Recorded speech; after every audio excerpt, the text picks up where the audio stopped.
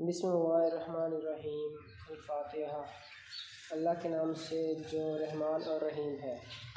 تعریف اللہ ہی کے لیے ہے جو تمام کائنات کا رب ہے، رحمان اور رحیم ہے، روز جزا کا مالک ہے۔ ہم تیری ہی عبادت کرتے ہیں اور تجھ ہی سے مدد مانگتے ہیں۔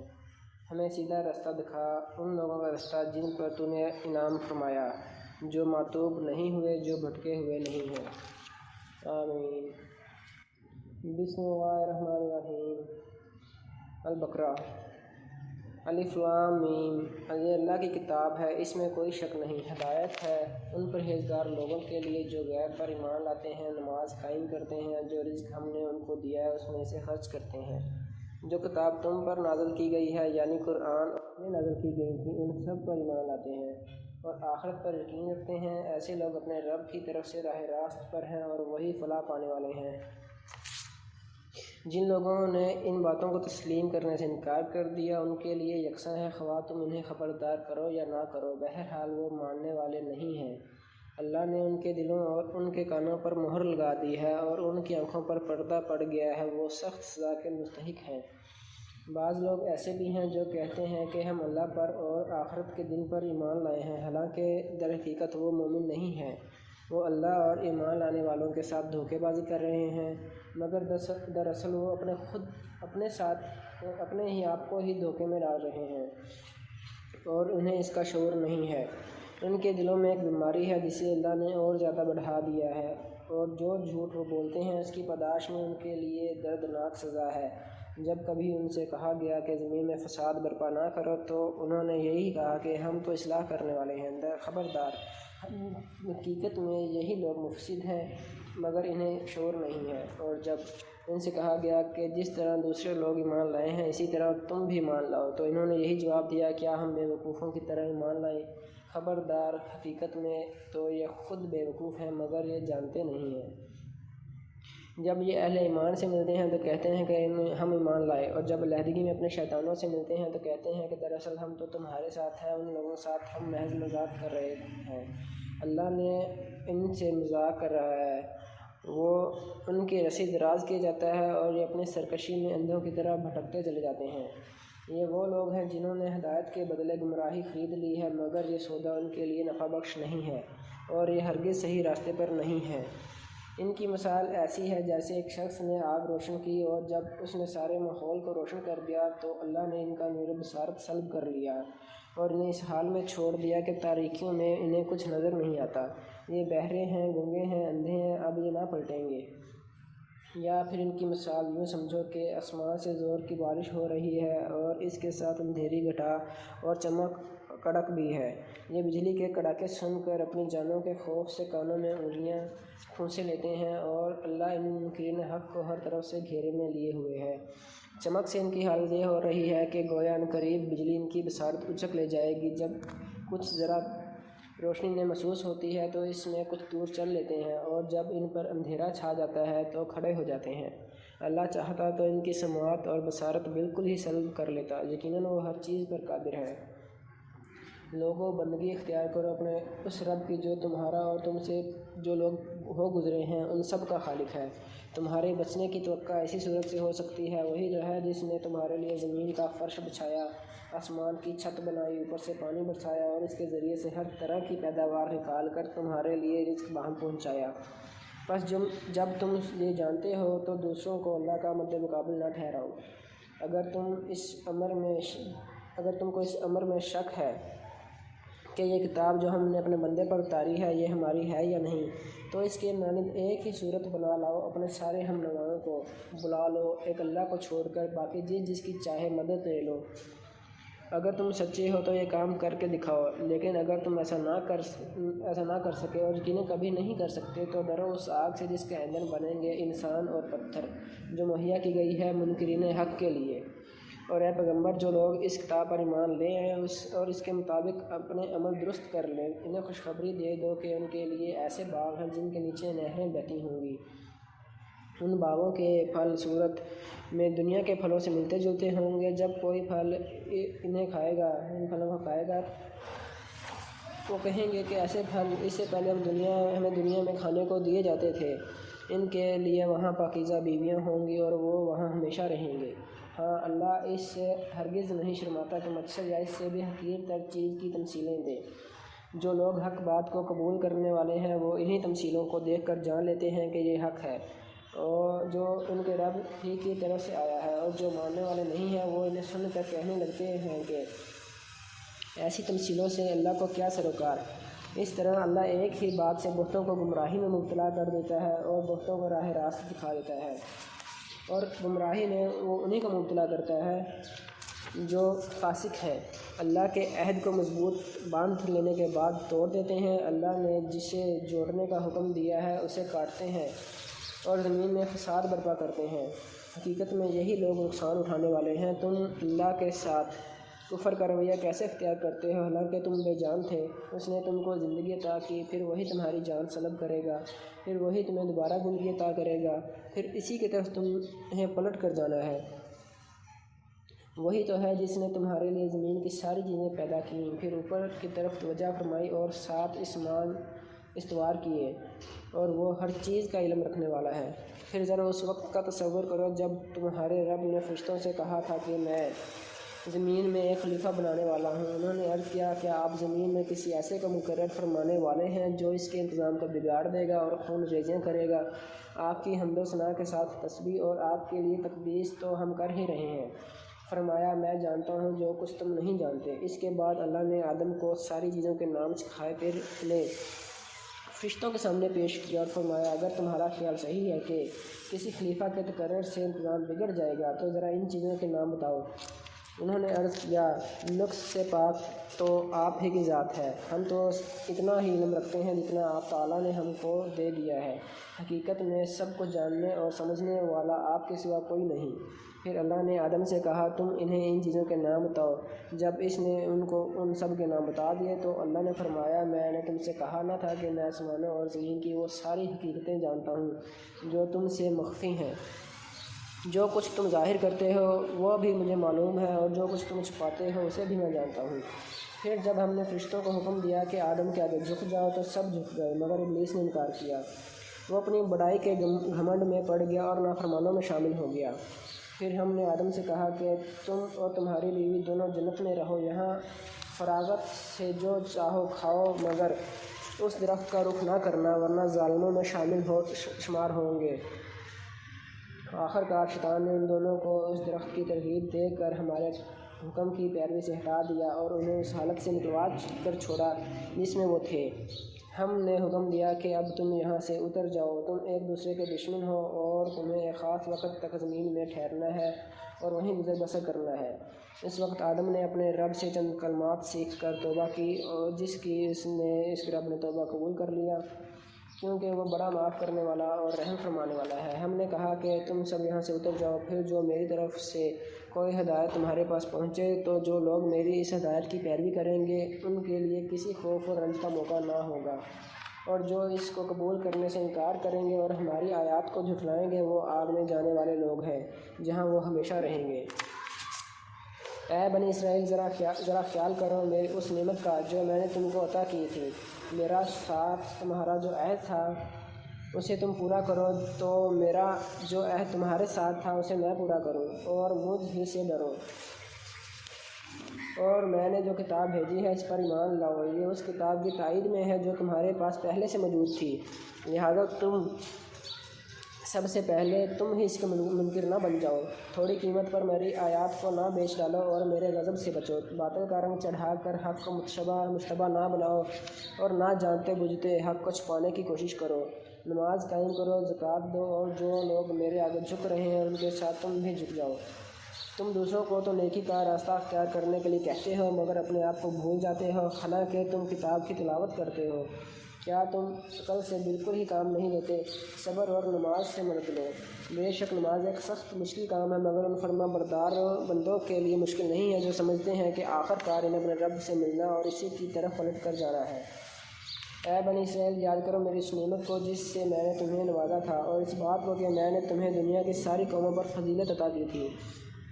اور ڈرو اس دن سے جب کوئی کسی کے ذرا کام نہ آئے گا، نہ کسی کی طرف سے سفارش قبول ہوگی، نہ کسی کو فدیہ لے کر چھوڑا جائے گا، اور نہ مجرموں کو کہیں سے مدد مل سکے گی۔ یاد کرو وہ وقت جب ہم نے تم کو فرعونیوں کی غلامی سے نجات بخشی۔ انہوں نے تمہیں سخت عذاب میں مبتلا کر رکھا تھا، تمہارے لڑکوں کو ذبح کرتے تھے اور تمہاری لڑکیوں کو زندہ رہنے دیتے تھے، اور اس حالت میں تمہارے رب کی طرف سے تمہاری بڑی آزمائش تھی۔ یاد کرو وہ وقت جب ہم نے سمندر پھاڑ کر تمہارے لیے رستہ بنایا، پھر اس میں سے تمہیں بخیریت گزروا دیا، پھر وہیں تمہاری آنکھوں کے سامنے فرعونیوں کو غرقاب کیا۔ یاد کرو جب ہم نے موسیٰ کو 40 شبانہ روز کی قرارداد پر بلایا تو اس کے پیچھے تم بچھڑے کو معبود بنا بیٹھے۔ اس وقت تم نے بڑی زیادتی کی تھی، مگر اس پر بھی ہم نے تمہیں معاف کر دیا کہ شاید اب تم شکر گزار بنو۔ یاد کرو کہ ٹھیک اس وقت جب تم یہ ظلم کر رہے تھے، ہم نے موسیٰ کو کتاب اور فرقان عطا کی تاکہ تم اس کے ذریعے سے سیدھا راستہ پا سکو۔ یاد کرو جب موسیٰ یہ نعمت لیے ہوئے پلٹا تو اس نے اپنی قوم سے کہا کہ لوگوں، تم نے بچھڑے کو معبود بنا کر اپنے اوپر سخت ظلم کیا ہے، لہٰذا تم لوگ اپنے خالق کے حضور توبہ کرو اور اپنی جانوں کو ہلاک کرو، اسی میں تمہارے خالق کے نزدیک تمہاری بہتری ہے۔ اس وقت تمہارے خالق نے تمہاری توبہ قبول کر لی کہ وہ بڑا معاف کرنے والا اور رحم فرمانے والا ہے۔ یاد کرو جب تم نے موسیٰ سے کہا تھا کہ ہم تمہارے کہنے کا ہرگز یقین نہ کریں گے جب تک کہ اپنی آنکھوں سے لانیہ خدا کو تم سے کلام کرتے نہ دیکھ لیں۔ اس وقت تمہارے دیکھتے دیکھتے ایک زبردست ساقیہ نے تم کو آ لیا، تم بے جان ہو کر گر گئے، مگر پھر ہم نے تم کو جلا اٹھایا، شاید کہ اس احسان کے بعد تم شکر گزار بن جاؤ۔ ہم نے تم پر ابر کا سایہ کیا، من و سلویٰ کی غذا تمہارے لیے فراہم کی، اور تم سے کہا کہ جو پاک چیزیں ہم نے تمہیں بخشی ہیں انہیں کھاؤ، مگر تمہارے اسلاف نے جو کچھ کیا وہ ہم پر ظلم نہ تھا، بلکہ انہوں نے اپنے آپ پر ہی ظلم کیا۔ پھر یاد کرو جب ہم نے کہا تھا کہ یہ بستی جو تمہارے سامنے ہے اس میں داخل ہو جاؤ، اس کی پیداوار جس طرح چاہو مزے سے کھاؤ، مگر بستی کے دروازے میں سجدہ ریز ہوتے ہوئے داخل ہونا اور کہتے جانا حطۃ حطۃ، ہم تمہاری خطاؤں سے درگزر کریں گے اور نیکوکاروں کو مزید فضل و کرم سے نوازیں گے۔ مگر جو بات کہی گئی تھی ظالموں نے اسے بدل کر کچھ اور کر دیا۔ آخر کار ہم نے ظلم کرنے والوں پر آسمان سے عذاب نازل کیا، یہ سزا تھی ان نافرمانیوں کی جو وہ کر رہے تھے۔ یاد کرو جب موسیٰ علیہ السلام نے اپنی قوم کے لیے پانی کی دعا کی تو ہم نے کہا کہ فلاں چٹان پر اپنا عصا مارو، چنانچہ اس سے 12 چشم پھوٹ نکلے، اور ہر قبیلے نے جان لیا کہ کون سی جگہ اس کے پانی پینے کے لیے ہے۔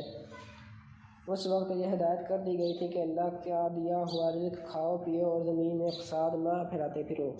یاد کرو جب تم نے کہا تھا کہ اے موسیٰ، ہم ایک ہی طرح کے کھانے پر صبر نہیں کر سکتے، اپنے رب سے کہو کہ ہمارے لیے زمین کی پیداوار، ساگ، ترکاری، کھیرا، ککڑی، گیہوں، لہسن، پیاز، دال وغیرہ پیدا کرے۔ تو موسیٰ نے کہا، کیا ایک بہتر چیز کی بجائے تم ادنیٰ درجے کی چیزیں لینا چاہتے ہو؟ اچھا کسی شہری آبادی میں جا رہو، جو کچھ تم مانگتے ہو وہاں مل جائے گا۔ آخر کار نوبت یہاں تک آ پہنچی کہ ذلت و خواری اور پستی و بدحالی ان پر مسلط ہو گئی اور وہ اللہ کے غضب میں گر گئے۔ یہ نتیجہ تھا اس کا کہ وہ اللہ کی آیات سے کفر کرنے لگے اور پیغمبروں کو ناحق قتل کرنے لگے۔ یہ نتیجہ تھا ان کی نافرمانیوں کا اور اس بات کا کہ وہ حدود شرع سے نکل جاتے تھے۔ یقین جانو کہ نبی عربی کو ماننے والے ہوں یا یہودی، عیسائی ہوں یا سابی، جو بھی اللہ اور روز آخر پر ایمان لائے گا اور نیک عمل کرے گا، اس کا اجر اس کے رب کے پاس ہے اور اس کے لیے کسی خوف اور رنج کا موقع نہیں ہے۔ یاد کرو وقت جب ہم نے طور کو تم پر اٹھا کر تم سے پختہ عہد لیا تھا اور کہا تھا جو کتاب ہم تمہیں دے رہے ہیں اسے مضبوطی کے ساتھ تھامنا اور جو احکام و ہدایات اس میں درج ہیں انہیں یاد رکھنا، اسی ذریعے سے توقع کی جا سکتی ہے کہ تم تقویٰ کی روش پر چل سکو گے، مگر اس کے بعد تم اپنے عہد سے پھر گئے۔ اس پر بھی اللہ کے فضل اور اس کی رحمت نے تمہارا ساتھ نہ چھوڑا، ورنہ تم کبھی کے تباہ ہو چکے ہوتے۔ پھر تمہیں اپنی قوم کے ان لوگوں کا قصہ تو معلوم ہی ہے جنہوں نے سبت کا قانون توڑا تھا۔ ہم نے انہیں کہہ دیا تھا کہ بندر بن جاؤ اور اس حال میں رہو کہ ہر طرف سے تم پر دھتکار پھٹکار پڑے۔ اس طرح ہم نے ان کے انجام کو زمانے کے لوگوں کے بعد اور آنے والی نسلوں کے لیے عبرت اور ڈرنے والوں کے لیے نصیحت بنا کر چھوڑا۔ پھر وہ واقعہ یاد کرو جب موسیٰ نے اپنی قوم سے کہا کہ اللہ تمہیں ایک گائے ذبح کرنے کا حکم دیتا ہے۔ کہنے لگے کیا تم ہم سے مذاق کر رہے ہو؟ موسیٰ نے کہا میں اس سے خدا کی پناہ مانگتا ہوں کہ جاہلوں کی سی باتیں کروں۔ بولے اچھا اپنے رب سے درخواست کرو کہ وہ ہمیں اس گائے کی کچھ تفصیل بتائے۔ موسیٰ علیہ السلام نے اللہ کا کہا اللہ کا ارشاد ہے وہ ایسی گائے ہونی چاہیے جو بوڑھی ہو نہ بچیا بلکہ اس اوسط عمر کی ہو، لہٰذا جو حکم دیا جاتا ہے اس کی تعمیل کرو۔ پھر کہنے لگی اپنے رب سے یہ اور پوچھ دو کہ اس کا رنگ کیسا ہو۔ موسیٰ علیہ السلام نے فرمایا اللہ فرماتا ہے زرد رنگ کی گائے ہونی چاہیے جس کا رنگ ایسا شوق ہو کہ دیکھنے والوں کا جی خوش ہو جائے۔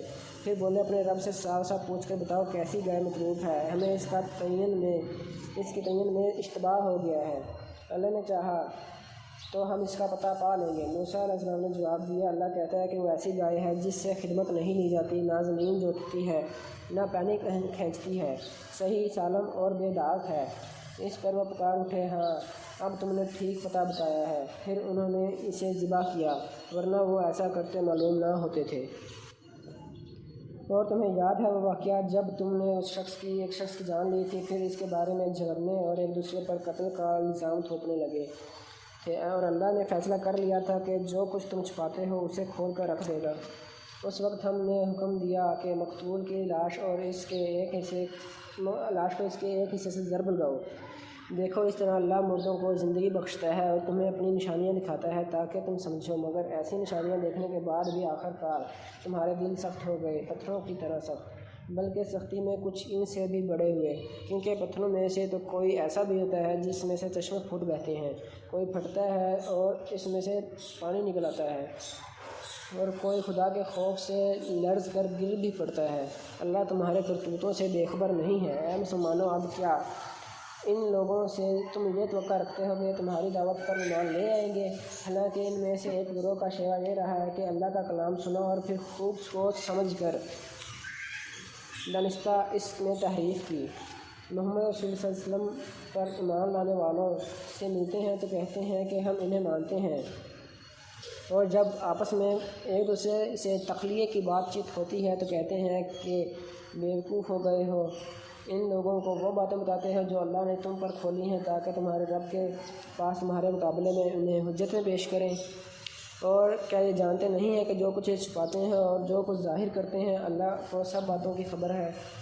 ان میں ایک دوسرا گروہ امیوں کا ہے جو کتاب کا تو علم رکھتے نہیں، بس اپنی بے بنیاد امیدوں اور آرزوؤں کو لیے بیٹھے ہیں اور محض وہم و گمان پر چلے جا رہے ہیں۔ بس ہلاکت اور تباہی ہے ان لوگوں کے لیے جو اپنے ہاتھوں سے شرع کا نوشتہ لکھتے ہیں، پھر لوگوں سے کہتے ہیں کہ یہ اللہ کے پاس سے آیا ہوا ہے تاکہ اس کے معاوضے میں تھوڑا سا فائدہ حاصل کر لیں۔ ان کے ہاتھوں کا یہ لکھا بھی ان کے لیے تباہی کا سامان ہے اور ان کی یہ کمائی بھی ان کے لیے موجب ہلاکت۔ وہ کہتے ہیں کہ دوزخ کی آگ ہمیں ہرگز نہ چھونے والی ہے الا یہ کہ چند روز کی سزا مل جائے تو مل جائے۔ ان سے پوچھو کیا تم نے اللہ سے کوئی عہد لے لیا ہے جس کی خلاف ورزی وہ نہیں کر سکتا، یا بات یہ ہے کہ تم اللہ کے ذمہ ڈال کر ایسی باتیں کہہ دیتے ہو جن کے متعلق تمہیں علم نہیں ہے کہ اس نے ان کا ذمہ لیا ہے؟ آخر تمہیں دوزخ کی آگ کیوں نہ چھوئے گی؟ جو بھی بدی کمائے گا اور اپنی خطا کاری کے چکر میں پڑا رہے گا وہ دوزخی ہے اور دوزخ ہی میں وہ ہمیشہ رہے گا، اور جو لوگ ایمان لائیں گے اور نیک عمل کریں گے وہی جنتی ہیں اور وہ جنت میں ہمیشہ رہیں گے۔ یاد کرو اسرائیل کی اولاد سے ہم نے پختہ عہد لیا تھا کہ اللہ کے سوا کسی کی عبادت نہ کرنا، ماں باپ کے ساتھ، رشتہ داروں کے ساتھ، یتیموں اور مسکینوں کے ساتھ نیک سلوک کرنا، لوگوں سے بھلی بات کہنا، نماز قائم کرنا اور زکوٰۃ دینا، مگر تھوڑے آدمیوں کے سوا تم سب اس عہد سے پھر گئے اور اب تک پھرے ہوئے ہو۔ پھر یاد کرو ہم نے تم سے مضبوط عہد لیا تھا کہ آپس میں ایک دوسرے کا خون نہ بہانا اور نہ ایک دوسرے کو گھر سے بے گھر کرنا۔ تم نے اس کا اقرار کیا تھا، تم خود اس پر گواہ ہو، مگر آج وہی تم ہو کہ اپنے بھائی بندوں کو قتل کرتے ہو، اپنی برادری کے کچھ لوگوں کو بے خانمہ کر دیتے ہو، ظلم زیادتی کے ساتھ ان کے خلاف جتھے بندیاں کرتے ہو، اور جب وہ لڑائی میں پکڑے ہوئے تمہارے پاس آتے ہیں تو ان کی رہائی کے لیے فدیہ کا لین دین کرتے ہو، حالانکہ انہیں ان کے گھروں سے نکالنا ہی سرے سے تم پر حرام تھا۔ تو کیا تم کتاب کے ایک حصے پر ایمان لاتے ہو اور دوسرے حصے کے ساتھ کفر کرتے ہو؟ پھر تم میں سے جو لوگ ایسا کریں ان کی سزا اس کے سوا اور کیا ہے کہ دنیا کی زندگی میں ذلیل و خوار ہو کر رہیں اور آخرت میں شدید ترین عذاب کی طرف پھیر دیے جائیں۔ اللہ ان حرکات سے بے خبر نہیں ہے جو تم کر رہے ہو۔ یہ وہ لوگ ہیں جنہوں نے آخرت بیچ کر دنیا کی زندگی خرید لی ہے، لہٰذا نہ ان کی سزا میں کوئی تخفیف ہوگی اور نہ انہیں کوئی مدد پہنچ سکے گی۔ ہم نے موسیٰ کو کتاب دی، اس کے بعد پے در پے رسول بھیجے۔ آخرکار عیسیٰ ابن مریم کو روشن نشانیاں دے کر بھیجا اور روح پاک سے اس کی مدد کی۔ پھر یہ تمہارا کیا ڈھنگ ہے کہ جب بھی کوئی رسول تمہاری خواہشات نفس کے خلاف کوئی چیز لے کر تمہارے پاس آیا تو تم نے اس کے ساتھ مقابلے میں سرکشی ہی کی، کسی کو جھٹلایا اور کسی کو قتل کر ڈالا۔ وہ کہتے ہیں ہمارے دل محفوظ ہے، نہیں، اصل بات یہ ہے کہ ان کے کفر کی وجہ سے ان پر اللہ کی پھٹکار پڑی ہوئی ہے، اس لیے وہ کم ہی مان لاتے ہیں۔ اور اب جو ایک کتاب اللہ کی طرف سے ان کے پاس آئی ہے، اس کے ساتھ ان کا کیا برتاؤ ہے؟ باوجود یہ کہ وہ اس کتاب کی تصدیق کرتی ہے جو ان کے پاس پہلے سے موجود تھی، باوجود یہ کہ اس کی آمد سے پہلے وہ خود کفار کے مقابلے میں فتح و نصرت کی دعائیں مانگا کرتے تھے، مگر جب وہ چیز آ گئی جسے وہ پہچان بھی گئے تو انہوں نے اسے ماننے سے انکار کر دیا۔ خدا کی لعنت ان منکرین پر! کیسا برا ذریعہ ہے جس سے یہ اپنے نفس کی تسلی حاصل کرتے ہیں کہ جو ہدایت اللہ نے نازل کی ہے اس کو قبول کرنے سے صرف اس ضد کی بنا پر انکار کر رہے ہیں کہ اللہ نے اپنے فضل، وحی اور رسالت سے اپنے جس بندے کو خود چاہا نواز دیا، لہٰذا اب یہ غضب بالائے غضب کے مستحق ہو گئے ہیں اور ایسے کافروں کے لیے سخت ذلت انگیز سزا مقرر ہے۔ جب ان سے کہا جاتا ہے کہ جو کچھ اللہ نے نازل کیا ہے اس پر ایمان لاؤ تو وہ کہتے ہیں ہم تو صرف اس چیز پر ایمان لاتے ہیں جو ہمارے ہاں یعنی نسل اسرائیل میں اتری ہے۔ اس دائرے کے باہر جو کچھ آیا ہے اسے ماننے سے وہ انکار کرتے ہیں، حالانکہ وہ حق ہے، اور اس تعلیم کی تصدیق و تائید کر رہا ہے جو ان کے ہاں پہلے سے موجود تھی۔ اچھا، ان سے کہو اگر تم اس تعلیم ہی پر ایمان رکھنے والے ہو جو تمہارے ہاں آئی تھی تو اس سے پہلے اللہ کے ان پیغمبروں کو جو خود بنی اسرائیل میں پیدا ہوئے تھے کیوں قتل کرتے رہے؟ تمہارے پاس موسیٰ کیسی روشن نشانیوں کے ساتھ آیا، پھر بھی تم ایسے ظالم تھے کہ اس کے پیٹھ موڑتے ہی بچھڑے کو معبود بنا بیٹھے۔ پھر ذرا اس میثاق کو یاد کرو جو طور کو تمہارے اوپر اٹھا کر ہم نے تم سے لیا تھا۔ ہم نے تاکید کی تھی کہ جو ہدایات ہم دے رہے ہیں ان کی سختی سے پابندی کرو اور کان لگا کر سنو۔ تمہارے اسلاف نے کہا کہ ہم نے سن لیا مگر مانیں گے نہیں، اور ان کی باطل پرستی کا یہ حال تھا کہ دلوں میں ان کے بچھڑا ہی بسا ہوا تھا۔ کہو اگر تم مومن ہو تو یہ عجیب ایمان ہے جو ایسی بری حرکات کا تمہیں حکم دیتا ہے۔ ان سے کہو کہ اگر واقعی اللہ کے نزدیک آخرت کا گھر تمام انسانوں کو چھوڑ کر صرف تمہارے ہی لیے مخصوص ہے تب تو تمہیں چاہیے کہ موت کی تمنا کرو، اگر تم اپنے اس خیال میں سچے ہو۔ یقین جانو کہ یہ کبھی اس کی تمنا نہ کریں گے، اس لیے کہ اپنے ہاتھوں جو کچھ کما کر انہوں نے وہاں بھیجا ہے اس کا اقتضا یہی ہے کہ یہ وہاں جانے کی تمنا نہ کرے۔ اللہ ان ظالموں کے حال سے خوب واقف ہے، تم انہیں سب سے بڑھ کر جینے کا حریص پاؤ گے، حتیٰ کہ یہ اس معاملے میں مشرکوں سے بھی بڑھے ہوئے ہیں۔ ان میں سے ایک شخص یہ چاہتا ہے کہ کسی طرح 1000 برس جیے، حالانکہ لمبی عمر بہرحال اسے عذاب سے تو دور نہیں پھینک سکتی۔ جیسے کچھ اعمال یہ کر رہے ہیں اللہ تو انہیں دیکھ ہی رہا ہے۔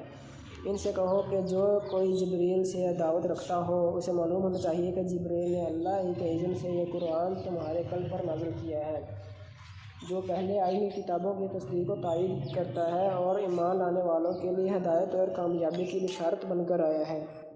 اگر جبریل سے ان کی دعوت کا سبب یہی ہے تو کہہ دو کہ جو اللہ اور اس کے فرشتوں اور اس کے رسولوں اور جبریل اور میکائیل کا دشمن ہے اللہ ان کافروں کا دشمن ہے۔ ہم نے تمہاری طرف ایسی آیات نازل کی ہیں جو صاف صاف حق کا اظہار کرنے والی ہیں، اور ان کی پیروی سے صرف وہی لوگ انکار کرتے ہیں جو فاسق ہیں۔ کیا ہمیشہ ایسا ہی نہیں ہوتا رہا ہے کہ جب انہوں نے کوئی عہد کیا تو ان میں سے ایک نہ ایک گروہ نے اسے ضرور ہی بالائے طاق رکھ دیا، بلکہ ان میں سے اکثر ایسے ہی ہیں جو سچے دل سے ایمان نہیں لاتے، اور جب ان کے پاس اللہ کی طرف سے کوئی رسول اس کتاب کی تصدیق و تائید کرتا ہوا آیا جو ان کے ہاں پہلے سے موجود تھی تو ان اہل کتاب میں سے ایک گروہ نے کتاب اللہ کو اس طرح پس پشت ڈالا گویا کہ وہ کچھ جانتے ہی نہیں، اور لگے ان چیزوں کی پیروی کرنے جو شیاطین سلیمان علیہ السلام کی سلطنت کا نام لے کر پیش کیا کرتے تھے، حالانکہ سلیمان علیہ السلام نے کبھی کفر نہیں کیا۔ کفر کے مرتکب تو وہ شیاطین تھے جو لوگوں کو جادوگری کی تعلیم دیتے تھے۔ وہ پیچھے پڑے اس چیز کے جو بابل میں 2 فرشتوں ہاروت و ماروت پر نازل کی گئی تھی، حالانکہ وہ فرشتے جب بھی کسی کو اس کی تعلیم دیتے تھے تو پہلے صاف طور پر متنبہ کر دیا کرتے تھے کہ دیکھ ہم محض ایک آزمائش ہے، تو کفر میں مبتلا نہ ہو۔ پھر بھی یہ لوگ ان سے وہ چیز سیکھتے تھے جس سے شوہر اور بیوی میں جدائی ڈال دیں۔ ظاہر تھا کہ اذن الہی کے بغیر وہ اس ذریعے سے کسی کو بھی ضرر نہ پہنچا سکتے تھے، مگر اس کے باوجود وہ ایسی چیز سیکھتے تھے جو خود ان کے لیے نفع بخش نہیں بلکہ نقصان دہ تھی، اور انہیں خوب معلوم تھا کہ جو اس چیز کا خریدار بنا اس کے لیے آخرت میں کوئی حصہ نہیں۔ کتنی بری متاع تھی جس کے بدلے انہوں نے اپنی جانوں کو بیچ ڈالا۔ کاش انہیں معلوم ہوتا، اگر وہ ایمان اور تقوی اختیار کرتے تو اللہ کے ہاں اس کا جو بدلہ ملتا وہ ان کے لیے زیادہ بہتر تھا۔ کاش انہیں خبر ہوتی۔ اے لوگو جو ایمان لائے ہو، رائنا نہ کہا کرو بلکہ انظرنا کہو، اور توجہ سے بات کو سنو۔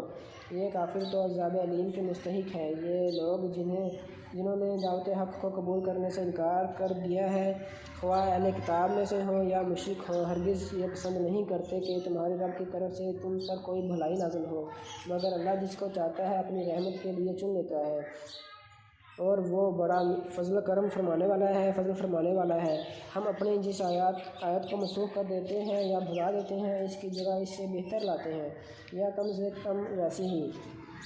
کیا تم جانتے نہیں ہو کہ اللہ ہر چیز پر قدرت رکھتا ہے؟ کیا تمہیں خبر نہیں ہے کہ زمین اور آسمانوں کی فرمانروائی اللہ ہی کے لیے ہے، اور اس کے سوا کوئی تمہاری خبرگیری کرنے والا اور تمہاری مدد کرنے والا نہیں ہے؟ پھر کیا تم اپنے رسول سے اس قسم کے سوالات اور مطالبے کرنا چاہتے ہو جیسے اس سے پہلے موسیٰ سے کیے جا چکے ہیں؟ حالانکہ جس شخص نے ایمان کی روش کو کفر کی روش سے بدل لیا وہ راہ راست سے بھٹک گیا۔ اہل کتاب میں سے اکثر لوگ یہ چاہتے ہیں کہ کسی طرح تمہیں ایمان سے پھیر کر پھر کفر کی طرف پلٹائے جائیں، اگرچہ حق ان پر ظاہر ہو چکا ہے، مگر اپنے نفس کے حسد کی بنا پر تمہارے لیے ان کی یہ خواہش ہے۔ اس کے جواب میں تم عفو درگزر سے کام لو یہاں تک کہ اللہ خود ہی اپنا فیصلہ نافذ کر دے۔ مطمئن رہو کہ اللہ تعالیٰ ہر چیز پر قدرت رکھتا ہے۔ نماز قائم کرو اور زکوٰۃ دو، تم اپنی عاقبت کے لیے جو بھلائی کما کر آگے بھیجو گے اللہ کے ہاں اس سے موجود پاؤ گے۔ جو کچھ تم کرتے ہو وہ سب اللہ کی نظر میں ہے۔ ان کا کہنا یہ ہے کہ کوئی شخص جنت میں نہ جائے گا جب تک کہ وہ یہودی نہ ہو یا عیسائیوں کے خیال کے مطابق عیسائی نہ ہو۔ یہ ان کی تمنائیں ہیں۔ ان سے کہو اپنی دلیل پیش کرو اگر تم اپنے دعوے میں سچے ہو۔ دراصل نہ تمہاری کچھ خصوصیت ہے نہ کسی اور کی۔ حق یہ ہے کہ جو بھی اپنی ہستی کو اللہ کی اطاعت میں سونپ دے اور عملاً نیک روش پر چلے، اس کے لیے اس کے رب کے پاس اس کا اجر ہے، اور ایسے لوگوں کے لیے کسی خوف یا رنج کا موقع نہیں۔ یہودی کہتے ہیں عیسائیوں کے پاس کچھ نہیں ہے، عیسائی کہتے ہیں یہودیوں کے پاس کچھ نہیں ہے، حالانکہ دونوں ہی کتاب پڑھتے ہیں۔ اور اسی قسم کے دعوے ان لوگوں کے بھی ہیں جن کے پاس کتاب کا علم نہیں ہے۔ یہ اختلافات جن میں یہ لوگ مبتلا ہیں، ان کا فیصلہ اللہ قیامت کے روز کر دے گا، اور اس شخص سے بڑھ کر ظالم کون ہوگا جو اللہ کے معبودوں میں اس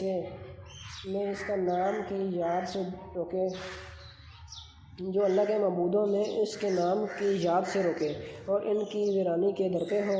ایسے لوگ قابل ہیں کہ ان کی عبادت گاہوں میں قدم نہ رکھیں، اور اگر وہاں جائیں بھی تو ڈرتے ہوئے جائیں۔ ان کے لیے تو دنیا میں رسوائی ہے اور آخرت میں عذاب عظیم۔ مشرق اور مغرب سب اللہ کے ہیں، جس طرف تم رخ کرو گے اسی طرف اللہ کا رخ ہے۔ اللہ بڑی وسعت والا اور سب کچھ جاننے والا ہے۔ ان کا قول ہے کہ اللہ نے کسی کو بیٹا بنایا ہے، اللہ پاک ہے ان باتوں سے۔ اصل حقیقت یہ ہے کہ زمین و آسمانوں کے تمام موجودات اس کی ملک ہیں، سب کے سب اس کے مطیع فرمان ہیں۔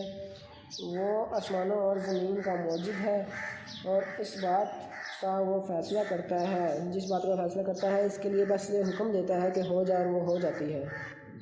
نادان کہتے ہیں کہ اللہ خود ہم سے بات کیوں نہیں کرتا، یا کوئی نشانی ہمارے پاس کیوں نہیں بھیجتا یا آتی۔ ایسی ہی باتیں ان سے پہلے لوگ بھی کیا کرتے تھے۔ ان سب اگلے پچھلے گمراہوں کی ذہنیتیں ایک جیسی ہیں۔ یقین لانے والوں کے لیے تو ہم نشانیاں صاف صاف نمایاں کر چکے ہیں۔ اس سے بڑھ کر نشانی کیا ہوگی کہ ہم نے تم کو علم حق کے ساتھ خوشخبری دینے والا اور ڈرانے والا بنا کر بھیجا، اور جو لوگ جہنم سے رشتہ جوڑ چکے ہیں ان کی طرف سے تم ذمہ دار اور جواب دہ نہیں ہو۔ یہودی اور عیسائی تم سے ہرگز راضی نہ ہوں گے جب تک تم ان کے طریقے پر نہ چلنے لگو۔ صاف کہہ دو کہ یہ راستہ بس وہی ہے جو اللہ نے بتایا ہے، اگر اس علم کے بعد جو تمہارے پاس آ چکا ہے تم نے ان کے خواہشات کی پیروی کی تو اللہ کے پکڑ سے بچانے والا کوئی دوست اور مددگار تمہارے لیے نہیں ہے۔ جن لوگوں کو ہم نے کتاب دی ہے وہ اسے اس طرح پڑھتے ہیں جیسا کہ پڑھنے کا حق ہے، وہ اس پر سچے دل سے ایمان لاتے ہیں، اور جو اس کے ساتھ کفر کا رویہ اختیار کریں وہی اصل میں نقصان اٹھانے والے ہیں۔ اے بنی اسرائیل، یاد کرو میری وہ نعمت جس سے میں نے تمہیں نوازا تھا، اور یہ کہ میں نے تمہیں دنیا کی تمام قوموں پر فضیلت دی تھی۔ اور ڈرو اس دن سے جب کوئی کسی کے ذرا کام نہ آئے گا، نہ کسی سے فدیہ قبول کیا جائے گا، نہ کوئی سفارش ہی آدمی کو فائدہ دے گی، اور نہ مجرموں کو کہیں سے کوئی مدد پہنچ سکے گی۔ یاد کرو کہ جب ابراہیم کو اس کے رب نے چند باتوں میں آزمایا اور وہ ان سب پر پورا اتر گیا تو اس نے کہا، میں تجھے سب لوگوں کو پیشوا بنانے والا ہوں۔ ابراہیم نے عرض کیا، اور کیا میری اولاد سے بھی یہی بات ہے؟ اس نے جواب دیا، میرا وعدہ ظالموں سے متعلق نہیں ہے، اور یہ کہ ہم نے اس گھر کعبے کو لوگوں کے لیے مرکز اور امن کی جگہ قرار دیا تھا، اور لوگوں کو حکم دیا تھا کہ ابراہیم علیہ السلام جہاں عبادت کے لیے کھڑا ہوتا ہے اس مقام کو مستقل جائے نماز بنا لو، اور ابراہیم علیہ السلام اور اسماعیل علیہ السلام کو تاکید کی تھی کہ میرے اس گھر کا طواف اور اعتکاف اور رکوع اور سجدہ کرنے والوں کے لیے پاک رکھو۔ اور یہ کہ ابراہیم علیہ السلام نے دعا کیا، میرے رب اس شہر کو امن کا شہر بنا دے، اور اس کے باشندوں میں سے جو اللہ اور آخرت کو مانے انہیں ہر قسم کے پھلوں کا رزق دے۔ جواب میں اس کے رب نے فرمایا، اور جو نہ مانے گا دنیا کی چند روزہ زندگی کا سامان تو میں اس کو بھی دوں گا، مگر آخر کار اسے عذاب جہنم کی طرف گھسیٹوں گا، اور وہ بدترین ٹھکانہ ہے۔ اور یاد کرو ابراہیم علیہ السلام اور اسماعیل علیہ السلام جب اس گھر کی دیواریں اٹھا رہے تھے تو دعا کرتے جاتے تھے، اے ہمارے رب، ہم سے یہ خدمت قبول فرما لے، تو سب کی سننے اور سب کچھ جاننے والا ہے۔ اے رب، ہم دونوں کو اپنا مسلم مطیع فرمان بنا، ہماری نسل میں سے ایک ایسی قوم اٹھا جو تیری مسلم ہو، ہمیں اپنی عبادت کے طریقے بتا، اور ہماری کوتاہیوں سے درگزر فرما، تو بڑا معاف کرنے والا اور رحم فرمانے والا ہے۔ اور اے رب، ان لوگوں میں خود انہیں کی قوم سے ایک ایسا رسول اٹھائیو جو انہیں تیری آیات سنائے، ان کو کتاب اور حکمت کی تعلیم دے، اور ان کی زندگیاں سنوارے، تو بڑا مقتدر اور حکیم ہے۔ اب کون ہے جو ابراہیم علیہ السلام کے طریقے سے نفرت کرے، جس نے خود اپنے آپ کو حماقت اور جہالت میں مبتلا کر لیا ہو؟ اس کے سوا کون یہ حرکت کر سکتا ہے؟ ابراہیم علیہ السلام تو وہ شخص ہے جس کو ہم نے دنیا میں اپنے کام کے لیے چن لیا تھا، اور آخرت میں اس کا شمار صالحین میں ہوگا۔